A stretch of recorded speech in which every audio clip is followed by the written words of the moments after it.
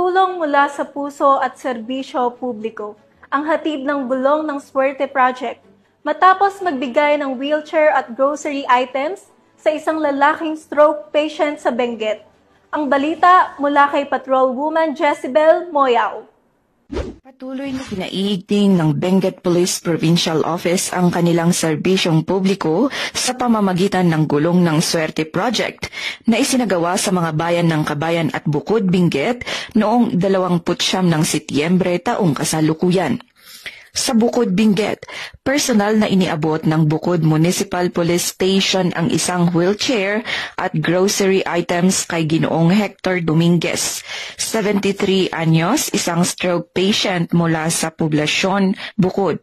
Si Ginoong Dominguez ay kabilang sa mga maswerteng benepisyaryo ng proyekto sa ilalim ng pamumuno ni Police Colonel Lambert Suerte, Provincial Director ng Benguet PPO, katuwang ang Provincial Advisory Group for Police Transformation and Development na pinamumunuan ni Governor Melchor Diclas.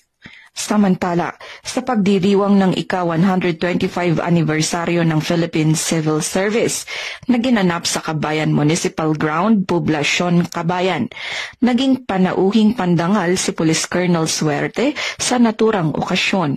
Pormal niyang inilunsad ang Gulong ng Swerte sa Kabayan, kung saan 3 benepisyaryo mula sa Barangay Batan at Barangay Gusaran ang tumanggap ng libreng wheelchair.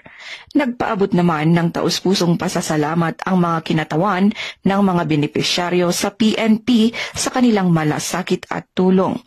Layunin ng Gulong ng Swerte na mapabuti ang kalidad ng buhay ng mga may kapansanan sa Benguet sa pamamagitan ng pagbibigay ng mobility aid at pangunahing pangangailangan. Sa bawat pag-abot ng tulong, hatid nito ang pag-asa, malasakit at pagkalinga mula sa kapulisan. Ang tagumpay ng programang ito ay bunga ng walang sawang suporta ng mga donor, stakeholders at ng PAG-PTD. Sa ilalim ng masigasig na pamumuno ni Police Colonel Suerte, patuloy na lumalawak ang saklaw ng mga community service programs ng Benguet PPO.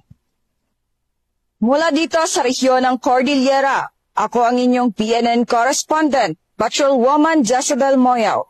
Alagad ng batas, tagataguyod ng balitang pulis.